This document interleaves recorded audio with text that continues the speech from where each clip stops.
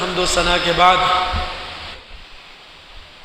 ہم ایمانی حقیقت کو قرآن و سنت کی روشنی میں جاننے کی کوشش کر رہے ہیں، اس امید پر کہ اللہ رب العالمین ہمیں عمل کی توفیق عطا فرمائیں گے انشاءاللہ۔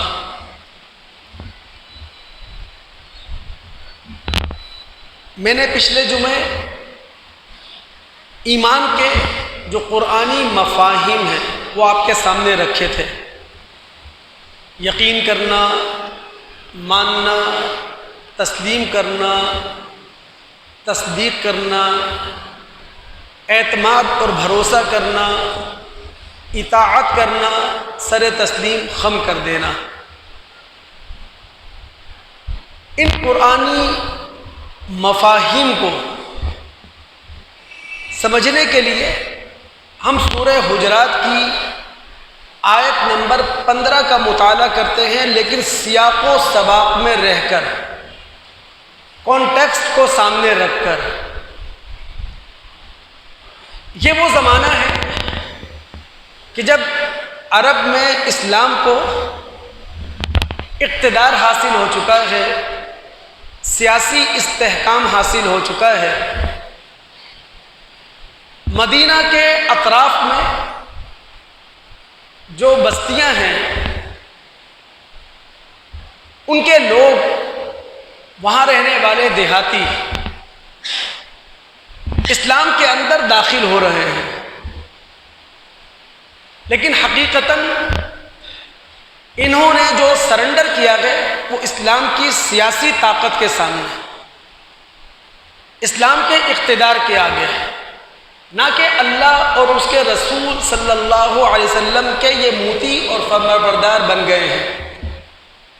اور ان کے گواہ پن کی وجہ یہ بھی ہے کہ انہیں تربیت کا موقع نہیں ملا، اور ان کے گوار پن کی وجہ یہ بھی ہے کہ ان کو یہ غلط فہمی لاحق تھی، یہ وہم ان کے ذہنوں میں جگہ پکڑ گیا تھا کہ ہم اسلام میں داخل ہوئے ہیں جنگ کے بغیر، جدال کے بغیر، لڑے بغیر، لہذا ہمارا اسلام پر احسان ہے، اور محمد علیہ الصلاۃ والسلام کو چاہیے کہ وہ ہمیں اپنا اور اسلام کا محسن سمجھے۔ یہ اللہ کے رسول کے پاس آئے اور آ کر انہوں نے کہا آمنا، ہم مومن ہیں۔ اللہ تعالیٰ نے نبی علیہ الصلاۃ والسلام کی زبانی ان سے کہلوایا لم تؤمنوا، ابھی تم مومن کہلانے کے لائق اور قابل نہیں ہو۔ ہاں ولکن قولوا اسلمنا، اپنے آپ کو مسلمان کہہ سکتے ہو۔ ولما يدخل الایمان فی قلوبکم، ابھی ایمان نے تمہارے دلوں کے دروازے پر صرف دستک دی ہے، ایمان ابھی تمہارے دلوں میں داخل نہیں ہوا۔ آگے بڑھتے ہوئے یہ بات تمام دوست اچھے طریقے سے سمجھتے چلے کہ اسلام اور ایمان یہ دو متقابل اصطلاحیں نہیں ہیں، یعنی ایک دوسرے کے اپوزٹ اصطلاحات یا ٹرمز آف اسلام نہیں ہے۔ یہ اسلام کا معنی ہوتا ہے اپنے آپ کو 100% اب اللہ تعالیٰ کے سپرد کر دینا، اور ایمان کا معنی ہوتا ہے تمام کائناتی سچائیاں دل کی اتہ گہرائیوں میں اتر چکی ہیں۔ لیکن جب کبھی اسلام اور ایمان تقابل میں استعمال ہو جائیں، چاہے قرآن میں، حدیث میں، تو پھر ان کے معنی میں فرق آ جاتا ہے۔ اسلام کا معنی ہوتا ہے ظاہری اطاعت، اور ایمان کا معنی ہوتا ہے حقیقی اطاعت، مطلوب اطاعت۔ تو یہاں اسلام اور ایمان تقابل میں آئے ہیں، اس لیے اللہ تعالیٰ نے فرق رکھا ہے کہ تم اپنے آپ کو مومن نہیں کہہ سکتے۔ ہاں ظاہری اطاعت بظاہر تم نے تسلیم کر لی ہے تو اپنے آپ کو مسلم کہہ سکتے ہو۔ آیت نمبر 15 میں اللہ رب العالمین اب قرآن کا جو حقیقی مطلوب مومن ہے اس کی تعریف کرتے ہیں۔ اللہ کہتے ہیں انما المؤمنون، یقیناً قرآن کے حقیقی اور مطلوب مومن وہ ہیں کہ جو تسلیم اور رضا کے آخری درجے میں اپنے دل اور دماغ کو اللہ تعالیٰ کے حوالے کر دیں۔ اب یہ ہیں کون؟ الذین آمنوا باللہ ورسولہ، جو سچے دل سے اللہ اور اس کے رسول پر ایمان لائے، وجاہدوا باموالہم وانفسہم فی سبیل اللہ، اللہ اور اس کے راستے میں جہاد کریں، یعنی دین کی سربلندی کے لیے، دین کی تائید کے لیے، دین کی تقویت کے لیے۔ جہاں مال لٹانے کا موقع ہو مال لٹا دیں، جہاں جان خرچ کر دینے کا موقع ہو جان خرچ کر دیں، اور پھر دین کے معاملے میں کسی شک اور تذبذب کا شکار نہ ہو۔ اولئک هم الصادقون، یہی لوگ سچے ہیں اپنے ایمان میں۔ امام بخاری رحمۃ اللہ علیہ صحیح بخاری کتاب الایمان کے اندر ایک باب باندھتے ہیں، باب اذا لم یکن الاسلام فی الحقیقہ، کہ جب کسی کے اندر حقیقی اسلام نہ ہو تو وہ اپنے آپ کو مطلوب مومن نہ گردانے۔ یہ باب باندھنے کے بعد امام بخاری رحمۃ اللہ علیہ کی روایت لے کر آئے۔ سعد بن ابی وقاص رضی اللہ تعالیٰ عنہ اس روایت کے راوی ہیں۔ وہ کہتے ہیں کہ نبی صلی اللہ علیہ وسلم نے اعطا راحتن، کچھ لوگوں کو کچھ عطیات دیے۔ میں نے دیکھا کہ اللہ کے رسول صلی اللہ علیہ وسلم نے بہت سارے لوگوں کو عطیات دیے، لیکن ایک شخص اعجبہم الیہ، جو ان میں سب سے زیادہ محبوب مجھے تھا، اس کو اللہ کے رسول نے نظر انداز کر دیا، اللہ کے رسول نے اسے کچھ نہیں دیا۔ میں نے نبی علیہ الصلوۃ والسلام سے کہا کہ اللہ کے رسول آپ نے عطیات بخشے، بہت سارے لوگوں کو عطیات دیے، لیکن ایک ایسے شخص کو آپ نے نظر انداز کر دیا جو میری نگاہ میں محبوب بھی ہے اور جس کے بارے میں قسم کھا کر گواہی دیتا ہوں فواللہ انی لأراہ مؤمنا، اللہ کی قسم وہ مومن ہے۔ تو اللہ کے رسول نے اس موقع کا کہا تھا او مسلمن، یہ بتاؤ وہ مومن ہے یا مسلم ہے۔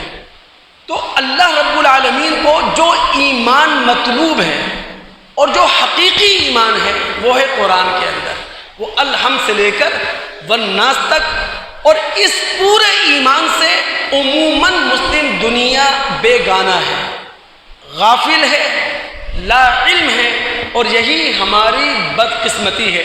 بلکہ آسان لفظوں میں اگر میں یوں کہوں کہ الحمد سے لے کے والناس تک یہ پورا قرآن ہمارے لیے عمل کا تعویذ ہے۔ جو شخص اپنے آپ کو مومن کہلاتا ہے یا جو معاشرہ اپنے آپ کو مومن کہلوانا پسند کرتا ہے، اللہ رب العالمین ایسے شخص سے اور ایسے معاشرے سے یہ تقاضا کرتے ہیں کہ بھائی پورے کے پورے اسلام میں داخل ہو جاؤ، یعنی شعوری سطح پر اسلام میں داخل ہو، فکری سطح پر اسلام میں داخل ہو۔ سورہ بقرہ کی آیت نمبر 208 ہے، رب العالمین فرماتے ہیں یا ایھا الذین آمنوا ادخلوا فی السلم کافہ، اے وہ لوگوں جو ایمان کا دعویٰ کرتے ہو پورے کے پورے اسلام میں داخل ہو جاؤ۔ دیکھیں اس آیت کے اس ٹکڑے کو ہم بڑے گہرے انداز میں سمجھ سکتے ہیں اگر کافہ کا لفظ ہم نے سمجھ لیا۔ اس لیے دل دماغ دوست حاضر رکھیں کہ کافہ ہے کیا چیز۔ عبد الرحمن کیلانی صاحب کی ایک کتاب ہے مترادفات القرآن۔ کیلانی صاحب وہاں کافہ کے حوالے سے گفتگو کرتے ہوئے کہتے ہیں کہ جب کافہ کا لفظ افراد کے لیے استعمال ہو تو اس کا مطلب ہوتا ہے جماعت کے تمام افراد، جماعت کے تمام لوگ، کوئی شخص باہر نہیں ہے۔ سورہ سبا میں رب العالمین نے کہا رسول کے بارے میں، رسول کی رسالت کے بارے میں وما ارسلناک الا کافۃ للناس بشیرا ونذیرا، اے محمد صلی اللہ علیہ وسلم ہم نے آپ کو کافۃ للناس تمام انسانوں کے لیے ایک ایک انسان کے لیے بشیر اور نذیر بنا کر بھیجا ہے۔ لیکن جب یہ کافہ کا لفظ عربی جملے میں استعمال ہو کسی معاملے کے پہلوؤں کے لیے تو اس کا مطلب ہوتا ہے اس معاملے کے جملہ پہلو، اس معاملے کے تمام پہلو۔ سورہ بقرہ کی آیت نمبر 208 میں جو کافہ کا لفظ استعمال ہوا ہے وہ افراد کے لیے استعمال نہیں ہوا، وہ اسلام جو ایک معاملہ ہے اس کے تمام پہلوؤں کے لیے استعمال ہوا ہے۔ اے وہ لوگوں جو ایمان کا دعویٰ کرتے ہو ادخلوا فی السلم کافہ، اسلام کے تمام پہلوؤں میں داخل ہو جاؤ، اسلام کے جملہ پہلوؤں میں داخل ہو جاؤ، یعنی تمہارے خیالات اسلامی ہونا چاہیے، تمہارے نظریات اسلامی ہونا چاہیے، تمہارے علوم اسلامی ہونے چاہیے، تمہارا رہن سہن اسلامی ہونا چاہیے، تمہارے معاملات زندگی اسلامی ہونا چاہیے، تمہاری سماجیات اسلامی ہو، تمہاری اقتصادیات اسلامی ہو، تمہاری سیاسیات اسلامی ہو، تمہاری عسکریت یہ بھی اسلامی ہو، اور تمہارے عدالتی فیصلے یہ بھی اسلامی ہو۔ یہی تو وجہ ہے نبی علیہ الصلوۃ والسلام نے تعمیر اور ترقی کا ایک راز دیا ہے۔ دیکھیں میں پچھلے جمعے آپ سے کہہ چکا ہوں کہ اس وقت تک قرآن اور سنت کی سچائیاں آپ کے سامنے نہیں آئیں گی جب تک کہ قرآن اور سنت کو موجود زمانے پر پرکھنے کی کوشش نہیں کریں گے۔ اگر آپ اسے 7ویں صدی کی کتاب سمجھیں گے تو پھر 7ویں صدی کا ذہن رکھ کر ہی سمجھیں گے آپ، لیکن اگر یہ قیامت تک کے لیے کتاب ہے تو پھر آپ کو سائنسی ذہن سامنے رکھنا پڑے گا، اور موجودہ جو حالات ہیں ان پر قرآن کی آیات اور احادیث کو منطبق کرنا پڑے گا۔ اب رسول اللہ صلی اللہ علیہ وسلم نے ترغیب و ترہیب کے حوالے سے جو روایت ہے اس میں تعمیر اور ترقی کا ایک راز دیا ہے، اس میں معاشرے کو پرکھیے گا کہ اگر ہم ترقی کے کسی میدان میں کھڑے ہیں تو فبیہا، اور اگر ترقی کے میدانوں سے کوسوں دور ہیں تو پھر یہاں فکر کریں گے ہم۔ زید بن ارقم رضی اللہ تعالیٰ عنہ اس روایت کے راوی ہیں۔ نبی علیہ الصلوۃ والسلام نے فرمایا من قال لا الہ الا اللہ مخلصا دخل الجنہ، کہ بھئی جس شخص نے، جس معاشرے نے، جس سوسائٹی نے لا الہ الا اللہ پڑھا اخلاص کے ساتھ، سنسیریٹی کے ساتھ، دل کی عطا گہرائیوں سے، وہ جنت میں جائے گا۔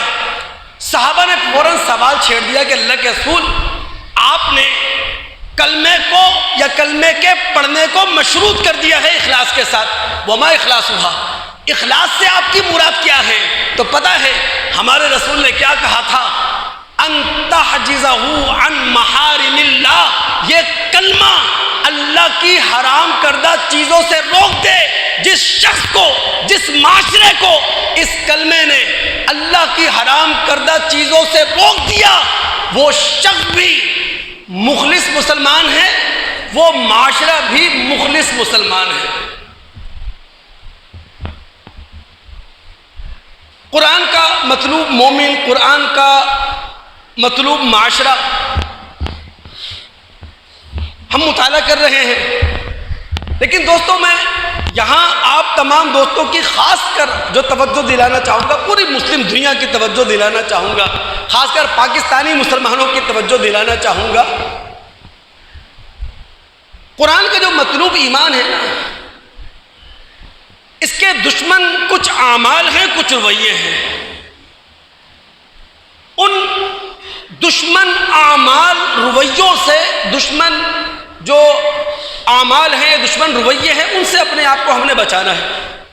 یاد رکھیے ایمان اللہ تعالیٰ کا انعام ہے، ایمان اللہ تعالیٰ کی بخشش ہے، ایمان اللہ تعالیٰ کی عنایت ہے۔ میرا اور آپ کا کیا ہے؟ یہ تو اللہ تعالیٰ کا کرم مانے، یہ تو اللہ کا احسان مانے کہ ہمارے دلوں کے اندر لا الہ الا اللہ جاگزی ہیں۔ اب اس کی قدر کرنی ہے ہم نے۔ ہر طرف ڈاکو ہیں ایمان کے، ہر طرف لٹیرے ہیں ایمان کے، ان ڈاکوؤں سے اور ان لٹیروں سے اپنے آپ کو بچانا ہے۔ اسلام دشمن رویہ کیا ہے؟ کہانت۔ یہ کہانت کی بدعقیدگی ہمارے اندر ہے، خدا را اپنے آپ کو اس سے بچائے۔ کاہن جو غیب کی خبریں دیا کرتا ہے، جو آپ کو بتائے کہ جناب آپ کی بھینس کس نے چوری کی ہے، آپ کی گم شدہ چیز آپ کو کہاں مل جائے گی، مستقبل کا ذائچہ آپ کے ہاتھ میں وہ تلاش کر کے آپ کو بتا دے کہ آنے والا کل آپ کا کیسا ہوگا۔ رسول اللہ صلی اللہ علیہ وسلم کی نبوت نے جب عرب کے اندر آنکھ نہیں کھولی تھی تب بھی کاہن ہوا کرتے تھے۔ جب نبی علیہ السلام کے سر پر رسالت کا تاج رکھ دیا گیا تب بھی کاہن موجود تھے۔ جب آپ نے نبوت کا دعویٰ کیا تو عربوں نے کہا کہ بھائی محمد صلی اللہ علیہ وسلم ان کے پاس کوئی فرشتہ نہیں آتا، ان کے پاس کوئی وحی نہیں آتی، خدا ان سے ہم کلام نہیں ہوتا۔ یہ اسی طرح کے کاہن ہیں جس طرح کہ اس سے پہلے بھی ہمارے عرب کے اندر کاہن گزر چکے ہیں۔ آج بھی بہت سارے کاہن ہیں جو غیب کی خبریں بتا دیا کرتے ہیں۔ کس سے؟ ارواح غیب سے خبریں لا کر، ہاتف غیب سے خبریں لا کر ہمیں بتا دیا کرتے ہیں۔ تو اللہ کے رسول بھی ارواح غیب سے یا ہاتف غیب سے خبریں لا کر ہمیں دے رہے ہیں۔ تو وہاں نبی علیہ السلام کو تسلی دیتے ہوئے قرآن نے کہا تھا سورہ طور میں، فذکر فما انت بنعمت ربک بکاہن ولا مجنون۔ اے محمد صلی اللہ علیہ وسلم آپ نصیحت کرتے رہیں، اللہ تعالیٰ کے فضل سے نہ آپ کاہن ہیں اور اللہ تعالیٰ کے فضل سے نہ آپ دیوانے ہیں۔ یہ جو کہانت ہے نا مختلف روپ میں ہمارے اندر موجود ہے، اور وہ ایمان کے ڈاکو ہیں۔ یہ جوگی ہوتے ہیں، یہ موجود زمانے کا کاہن ہے، یہ پروہت ہوتے ہیں، یہ متصوف ہوتے ہیں، یہ قبر کے مجاور ہوا کرتے ہیں۔ یہ جو عامل ہیں جن کے اشتہارات آپ دیواروں پہ پڑھتے رہتے ہیں، یہ سب موجود زمانے کے کاہن ہیں۔ اور ہمارے نبی علیہ السلام نے فرمایا تھا، غالباً عمران بن حسین رضی اللہ تعالیٰ عنہ اس روایت کے راوی ہیں، ابو داؤد کی یہ روایت ہے، آپ نے کہا من اتا کاہنن، جو شخص کسی کاہن کے پاس جائے، ایسے شخص کے پاس جس کا دعویٰ ہے کہ وہ ارواح غیب سے یا ہاتف غیب سے خبریں لیتا ہے، عالم بالا کی، آسمانی، اور پھر ہمیں بتا دیا کرتا ہے۔ جو شخص کاہن کے پاس گیا فصدقہ بما یقول، اور پھر جو خبر اس نے دی ہے اس کی تصدیق بھی کر دی، فقد کفر بما انزل علی محمد صلی اللہ علیہ وسلم، اس نے اس چیز کا کفر کیا، اس چیز کا انکار کیا جو محمد صلی اللہ علیہ وسلم پر نازل ہوئی۔ میں نے کہا تھا ہر شخص، ہر قوم اپنی تقدیر اپنے ہاتھوں سے لکھتی ہے، خدا کی تقدیر میں رہ کر۔ نہ جانے کب ہم سیکھیں گے اس بات کو، نہ جانے کب ہم جانیں گے اس بات کو۔ قرآن اسی جملے کی طرف اشارہ کر رہا ہے، اسی بات کی طرف ہماری رہنمائی کر رہا ہے۔ کیا ایک بات سمجھ لیں، یہ سائنس ہے نا، یہ کہانت نہیں ہے۔ کہانت اور سائنس میں زمین آسمان کا فرق ہے، ان کے درمیان کوئی میل ہی نہیں ہے۔ سائنس کیا ہے؟ قوانین الہیہ کو پڑھنا، قوانین قدرت کو پڑھنا، تھیوریز آف اللہ کا مطالعہ کرنا، اور اس کے بعد پریڈکشن ہمارے سامنے پیش کر دینا۔ یعنی سائنس کیا کرتی ہے؟ اللہ کے قانون کو پڑھتی ہے، قدرت کے قانون کو پڑھتی ہے، یہ جو الہی تھیوریز پوری کائنات کے اندر ہیں ان کی اسٹڈی کرتی ہے، اس کے بعد پھر پیشن گوئی ہمارے سامنے کر دیتی ہے۔ تو سائنس یہ کہانت نہیں ہے۔ دوستوں کے ذہن میں سوال ہوگا اور ہونا چاہیے کہ آخر کیا وجہ ہے کہ ایمان دشمن جو اعمال ہیں، ایمان دشمن جو رویے ہیں، میں اپنے تمام سننے والوں کی توجہ اس کی طرف دلانا چاہتا ہوں۔ قرآن کا مطالعہ ہمیں بتاتا ہے ہر مذہب دور زوال میں بزنس بن جاتا ہے، ہر مذہب دور زوال میں کاروبار بن جاتا ہے، یعنی وہاں مذہب فروشی عام ہوا کرتی ہے، دین کے نام پر ڈاکے ڈالے جاتے ہیں، دین کے نام پر پیسہ بٹورا جاتا ہے، یہ قرآن کہتا ہے۔ سورہ بقرہ اللہ رب العالمین نے اس کے ابتدائی 12-14 رکوعوں میں بنی اسرائیل کے زوال کو بیان کیا ہے۔ بنی اسرائیل کے زوال کی علامتوں میں سے ایک علامت یہ ہے، سورہ بقرہ آیت نمبر 79، فَوَيْلٌ لِّلَّذِينَ يَكْتُبُونَ الْكِتَابَ بِأَيْدِيهِمْ ثُمَّ يَقُولُونَ هَذَا مِنْ عِنْدِ اللَّهِ لِيَشْتَرُوا بِهِ ثَمَنًا قَلِيلًا، کہ وہ لوگ شرع ساز تھے، یعنی شریعت اپنے ہاتھوں سے لکھتے تھے، اپنے ہاتھوں سے لکھی ہوئی شریعت کو خدا کی طرف وہ منسوب کرتے تھے اور پھر پیسے بٹورا کرتے تھے۔ تو دور زوال میں ہر مذہب یہ کاروبار بن جاتا ہے، یہ بزنس بن جاتا ہے۔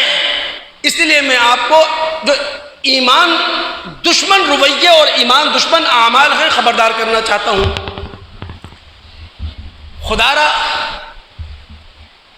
تعویذ گنڈوں کی بدعقیدگی سے مسلم دنیا اپنے آپ کو نکالے، یعنی اس سائنسی دنیا میں، ان علوم کی دنیا میں ہم اپنی قسمت تلاش کر رہے ہیں، اپنا مستقبل تلاش کر رہے ہیں دھاگوں میں، تعویذوں میں، انگوٹھیوں میں، کڑوں میں، حالانکہ پورا قرآن الحم سے لے کے والناس تک ہمارے لیے کیا ہے؟ عمل کا تعویذ۔ قرآن جب پڑھیں آپ، یہ تعویذ ہے آپ کے لیے۔ تعویذ کا مطلب کیا ہوتا ہے؟ پناہ طلب کرنا۔ تو قرآن پڑھ کر آپ خدا کی پناہ طلب کرتے ہیں، اپنے آپ کو خدا کی سپردگی میں دے دیا کرتے ہیں قرآن کے ہوتے ہوئے۔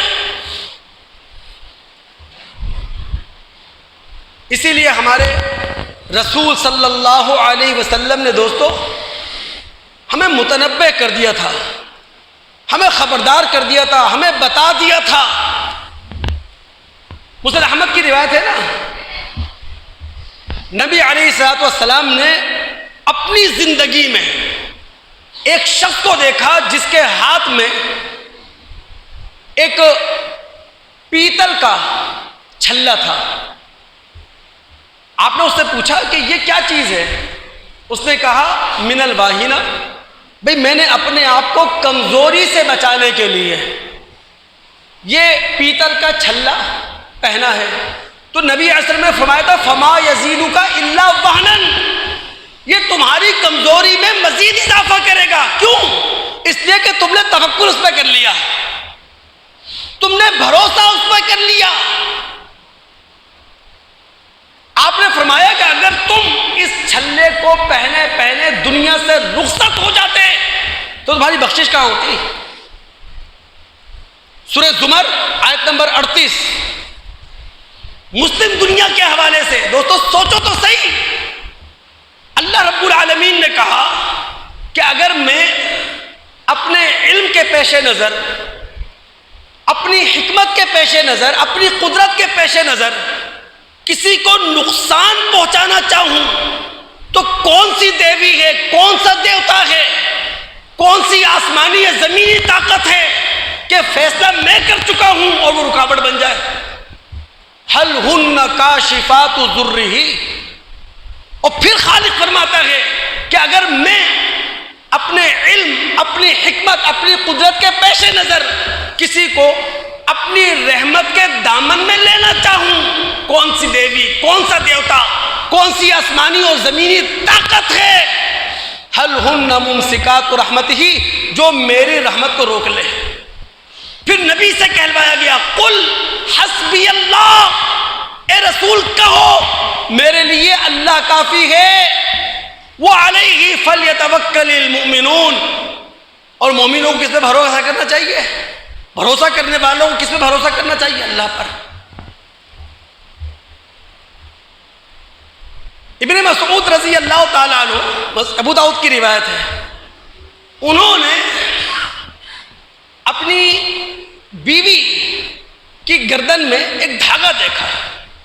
انہوں نے پوچھا کہ یہ دھاگا تم نے اپنی گردن میں؟ انہوں نے کہا جناب اس دھاگے پر دم کیا گیا ہے. انہوں نے وہ دھاگا توڑ دیا اور پھر ان کے الفاظ ہیں ان الرقا والتمائم والطیول شرک. یہ مشرکانہ دم جھاڑا، یہ تعویذ گنڈے اور یہ کسی کو پا لینا، کسی کو اپنے سے دور کر دینا، گنڈا کرنا، یہ سب شرک ہے. ہم حیرت ہوتی ہے جتنی بھی ترقی یافتہ دنیا ہے یا ترقی یافتہ ممالک ہیں، کیا انہوں نے ترقی ان دھاگوں کے ذریعے حاصل کی ہے؟ کڑوں کے ذریعے حاصل کی ہے؟ انگوٹھیوں کے ذریعے حاصل؟ بھائی علوم کی دنیا ہے. جو قوم، جو شخص علم کے گھوڑے پر سوار ہوگا وہی دنیا کا امام ہوگا، وہی دنیا کا لیڈر ہوگا. ہمیں تو اللہ کا شکر ادا کرنا چاہیے. ہمارے نبی محمد الرسول اللہ صلی اللہ علیہ وسلم پر قرآن نازل ہوا اور اللہ تعالیٰ نے اپنی حفاظت میں رہ کر قیامت تک کے لیے اس قرآن کو محفوظ کر دیا. یہ ہے ہمارا مستقبل، یہ ہے ہمارا حال. اس سے ہم بیگانہ ہیں. وہ جو ابن ابی حاتم میں حذیفہ رضی اللہ تعالیٰ عنہ کی روایت آتی ہے، انہوں نے ایک شخص کے ہاتھ میں دیکھا، اس کے ہاتھ میں دھاگا تھا من الحمہ. وہ اس نے اپنے آپ کو بخار سے بچانے کے لیے، بیماری سے بچانے کے لیے باندھ رکھا تھا. فقطعہ، ظاہر حذیفہ رضی اللہ تعالیٰ عنہ نبی علیہ الصلوۃ والسلام کے شاگرد رشید ہیں. دھاگا انہوں نے توڑ دیا. اور پتہ انہوں نے قرآن کی آیت کون سی پڑھی تھی؟ وما یؤمن اکثرهم باللہ الا وهم مشرکون.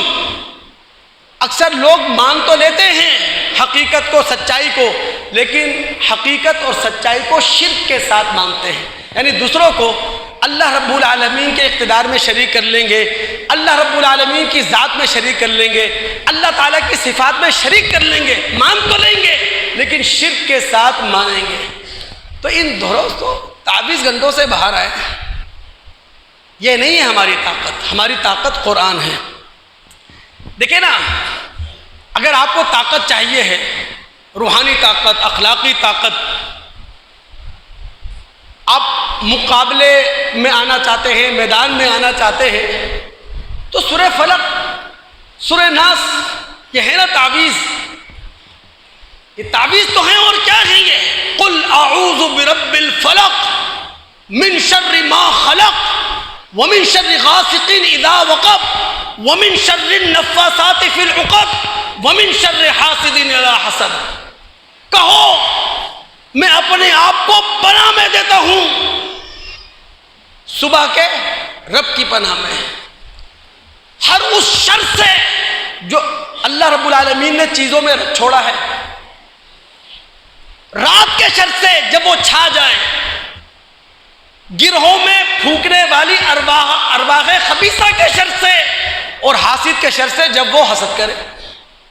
سورہ ناس تعویذ ہے. قل اعوذ برب الناس ملک الناس الہ الناس من شر الوسواس الخناس الذی یوسوس فی صدور الناس من الجنۃ والناس. کہو میں اپنے آپ کو پناہ میں دیتا ہوں. کس کی؟ لوگوں کے رب کی، لوگوں کے بادشاہ کی پناہ میں، لوگوں کے حقیقی معبود کی پناہ میں. کس کے شر سے اللہ کی پناہ میں دے رہے ہیں؟ وسوسہ پیدا کرنے والا، چاہے وہ انس ہو یا جن ہو. آپ نے اگر تعویذ کا سہارا لینا ہے تو رسول اللہ صلی اللہ علیہ وسلم کے بہت سارے تعویذ ہیں، رسول اللہ کے بہت سارے معوذات ہیں. مثال کے طور پر ایک اللہ کے رسول اللہ کی پناہ لیتے ہوئے کہتے ہیں اللہم انی اعوذ بک من منکرات الاخلاق والافعال والاہواء. اللہ میں آپ کی پناہ میں آتا ہوں برے اخلاق سے، برے اعمال سے، بری خواہشات سے. پورا قرآن ہمارے لیے تعویذ ہے. یہ تعویذ سمجھ کر ہی پڑھیں آپ، نمازوں کے بعد پڑھیں آپ. سوتے ہوئے پڑھیں آپ، جاگتے ہوئے پڑھیں آپ، لیکن خدا را ان ہنسوں کے پیچھے نہ جائیں، ان عادات کے پیچھے نہ جائیں، ان ذو معنی جملوں کے پیچھے نہ جائیں۔ اور یہ جو بعض اسلاف نے کہا کہ جناب قرآنی تعویذ جائز ہے، میں مذہب کا ایک طالب علم ہونے کے ناطے سمجھتا ہوں قرآن کا مزاج، قرآن کی طبیعت، دین کا مزاج، دین کی طبیعت اس کے حق میں بھی نہیں ہے۔ چاہے آپ معصوم بچوں کے گلوں میں قرآنی تعویذ ڈالیں، بھائی آپ پڑھ کر دم کر دیں نا۔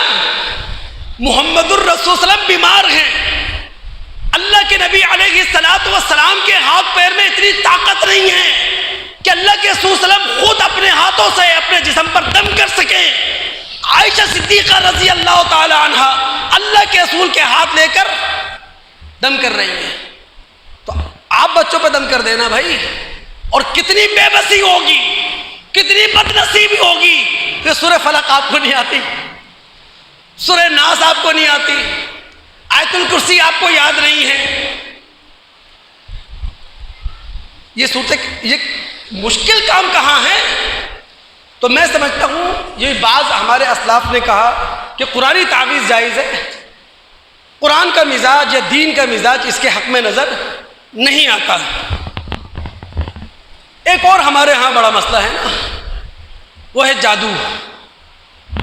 عام لوگ بیچارے ہمیشہ پریشانی رہتے ہیں، اور سب سے بڑا دکھڑا مسلم دنیا کا یہی بنا ہوا ہے، کسی نے جادو کر دیا ہے، کسی نے جادو کروا دیا ہے، مولوی صاحب سودے میں بڑا گھاٹا ہو رہا ہے، نفع بڑا کم ہو گیا ہے، کسی کی نظر کھا گئی ہے۔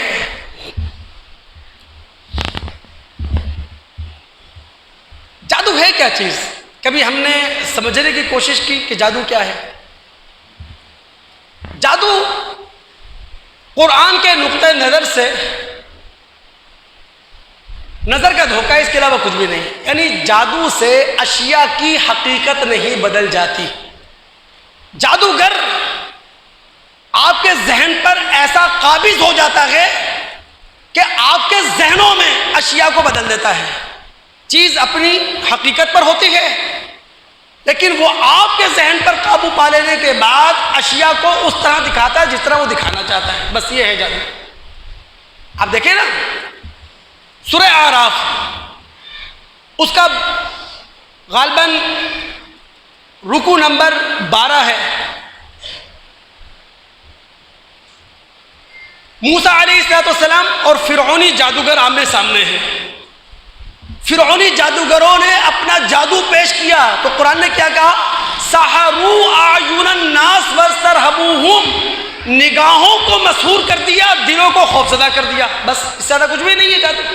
یعنی آسان لفظوں میں یوں کہہ سکتے ہیں کہ جادو کی تعریف یہ ہے کہ ایک مضبوط قوت ارادی رکھتا ہوا شخص، ایک مضبوط ول پاور رکھتا ہوا شخص کمزور قوت ارادی رکھتے ہوئے شخص پر، کمزور ول پاور رکھتے ہوئے شخص پر غالب آ جائے۔ یہ ذہنی معاملہ ہے، نفسیاتی معاملہ ہے، اس کے علاوہ کچھ بھی نہیں۔ پھر قرآن کا مطالعہ مزید ہمیں یہ بتاتا ہے سورہ بقرہ میں کہ جناب جادو مؤثر بالذات نہیں ہے۔ یاد رکھیے سورہ بقرہ یہ مدنی سورت ہے، اللہ رب العالمین خاص کر مسلمانوں سے کہہ رہے ہیں، خاص کر مواحدین سے کہہ رہے ہیں، اے مواحدین کہاں ان بھول بھلیوں کا شکار ہو۔ وما هم بضارین بہ من احد الا باذن اللہ، جادو مؤثر بالذات نہیں ہے کہ جس پہ چاہو جادو کروا دو، جس پر چاہو جادو کا اثر کر دو، جادو کی طاقت سے کسی کا کاروبار میں گھاٹا پہنچا دو۔ نہیں، کسی مواحد کو تو ان بدعقیدگیوں کا شکار ہونا ہی نہیں چاہیے۔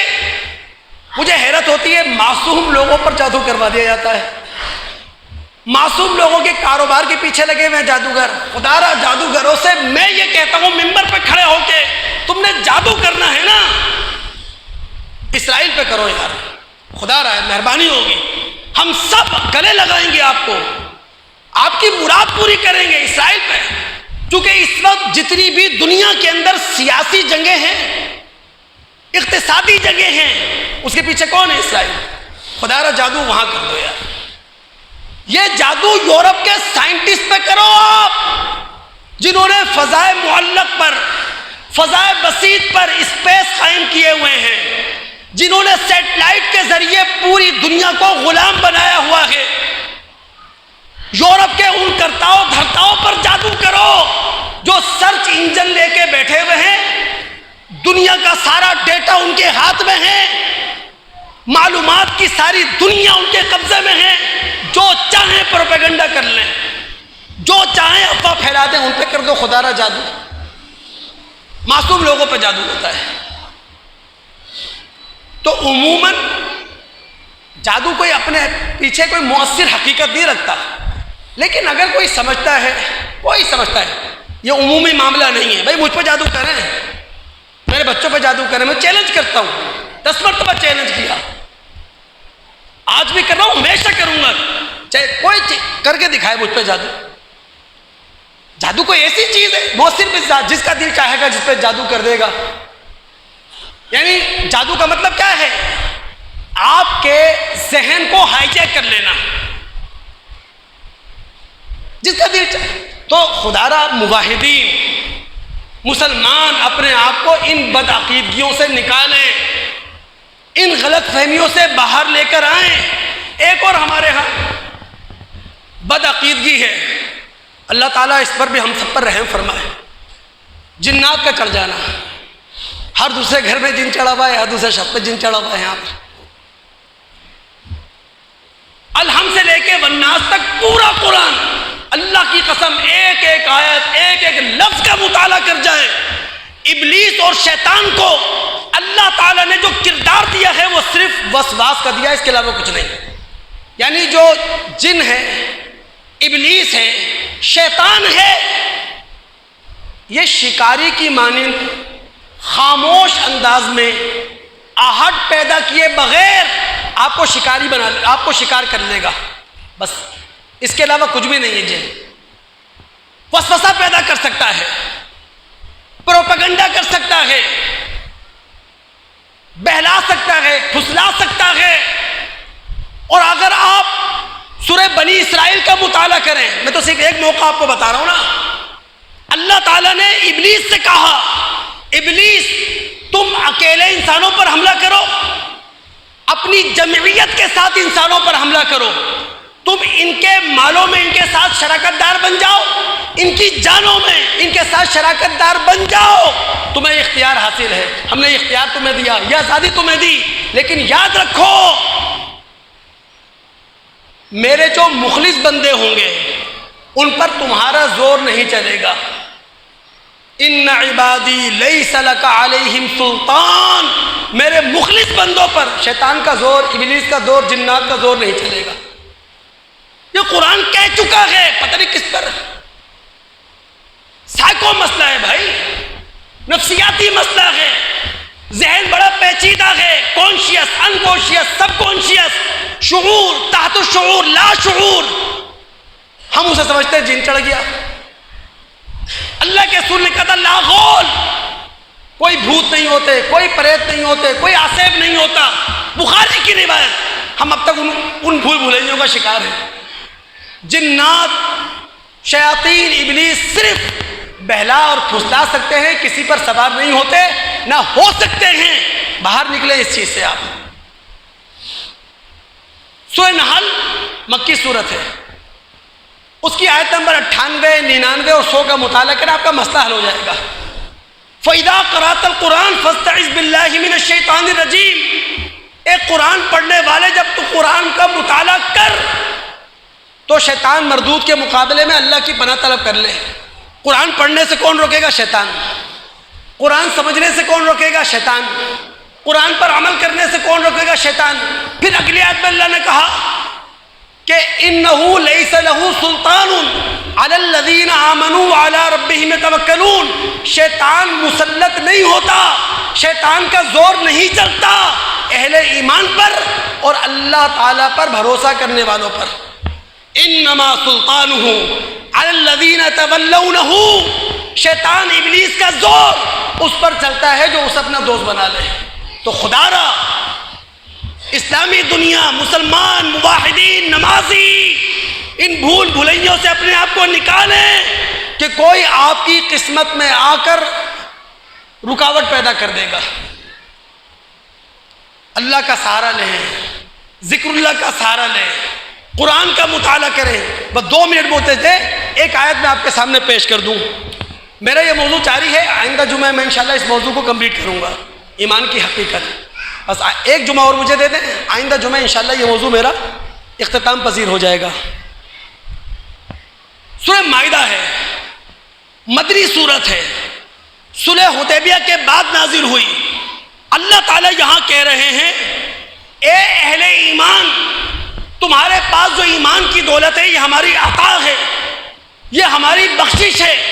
اگر ایمان کی دولت سے نواز کر ہم نے تمہیں اپنے ایمان کا گواہ بنا کر کھڑا کیا ہے یا دین کا علم بردار بنا کر کھڑا کیا ہے تو قدر کرو اس کی۔ اگر تم حقیقی مسلمان اور مومن ہو تو تمہاری صفات کیا ہونا چاہیے؟ یا ایھا الذین آمنوا من یرتد منکم عن دینہ، اے اہل ایمان، اگر تم میں سے کوئی دین سے برگشتہ ہو جائے، یعنی اس دین سے ہٹ جائے جو دین رسول نے دیا ہے، اس دین سے ہٹ جائے جس دین پر خدا تمہیں دیکھنا چاہتا ہے، اس صراط مستقیم سے ہٹ جائے جو صراط مستقیم قرآن نے بتائی ہے۔ اگر کوئی دین سے مرتد ہو جائے، اللہ تعالیٰ تمہارے مقابلے میں ایسے لوگوں کو اپنی جماعت کے نام سے کھڑا کرے گا، یحبہم و یحبونہ، اللہ ان سے محبت کرتا ہوگا، وہ اللہ سے محبت کرتے ہوں گے۔ اللہ کے راستے میں مال اور جان لٹاتے ہوں گے، ولا یخافون لومۃ لائم، اور دین کے معاملے میں ملامت کرنے والوں کی ملامت کا انہیں کوئی خوف نہیں ہوگا، یعنی دین کے معاملے میں بزدل نہیں ہوں گے، دین کے معاملے میں وہ بہادر ہوں گے۔ تو دوستو، دین کے معاملے میں بہادر بنو۔ جنات اگر چڑھنے ہوں تو ان حسیناؤں پہ چڑھے نا جو انٹرنیشنلی حسن کے مقابلوں میں حصہ لیتی ہیں، ان پر نہیں چڑھتے جنات۔ جنات نے اگر چڑھنا ہے تو وہ پارلیمنٹ میں بیٹھے ہوئے نوابوں، چودھریوں پر چڑھیں، جو اس وقت کیا ہیں، تمام پاکستانی قوم کے لیے سر کا درد ہے۔ اگر جنات نے چڑھنا ہے تو اس اشرافیہ پر چڑھیں جو جس اشرافیہ کی عیاشی پر سالانہ 26 خرب 60 ارب روپے خرچ ہوتا ہے۔ ان معصوم لوگوں پہ جنات چڑھ جاتے ہیں۔ تو اپنے آپ کو دین کے معاملے میں بہادر بنائیں، بزدل نہ بنائیں۔ وہ جو رسول کی حدیث ہے، اللہ کے رسول نے فرمایا، غالباً بحیقی کی، کہ من تمسک بسنتی عند فساد امتی، جس شخص نے امت کے فساد کے وقت میری سنت کو لازم پکڑا، فلہ اجر 100 شہید، اس کے لیے 100 شہیدوں کا ثواب ہے۔ اب امت ساری فساد کا شکار ہے نا دوست۔ اس کا مطلب کیا ہوا؟ آج ایک حاکم وقت اپنا رول ماڈل رسول کو سمجھے، یہ مسواک کرنا شروع کر دی، سنت زندہ ہو گئی، اسے نہیں کہتے معذرت کے ساتھ، ہم نے صرف معمولی معصوم سنتوں کو سنت سمجھا ہے۔ اللہ کے رسول جو بات کر رہے ہیں، جس نے میری سنت کو امت کے فساد کے وقت زندہ کیا، اس کے لیے 100 شہیدوں کا ثواب ہے۔ فساد امت کیا ہے؟ آج حاکم اپنا رول ماڈل رسول کو نہیں سمجھتا، چیف جسٹس اپنا رول ماڈل رسول کو نہیں سمجھتا، چیف آف آرمی اسٹاف اپنا رول ماڈل رسول کو نہیں سمجھتا، سیاستداں اپنا رول ماڈل رسول کو نہیں سمجھتا، لیڈر اپنا رول ماڈل رسول کو نہیں سمجھتا، ایک باپ اپنا رول ماڈل رسول کو نہیں سمجھتا، ایک بیٹا اپنا رول ماڈل رسول کو نہیں سمجھتا۔ یہ معنی ہے اس حدیث کا۔ اللہ تعالیٰ سے دعا ہے اللہ تعالیٰ سننے کے بعد سمجھنے کے بعد عمل کرنے کی توفیق عطا فرمائے۔ ایک جمعہ اور آپ سے لوں گا اس موضوع پر، انشاءاللہ اس کو پھر موضوع کو مکمل کروں گا۔ السلام علیکم ورحمۃ اللہ وبرکاتہ۔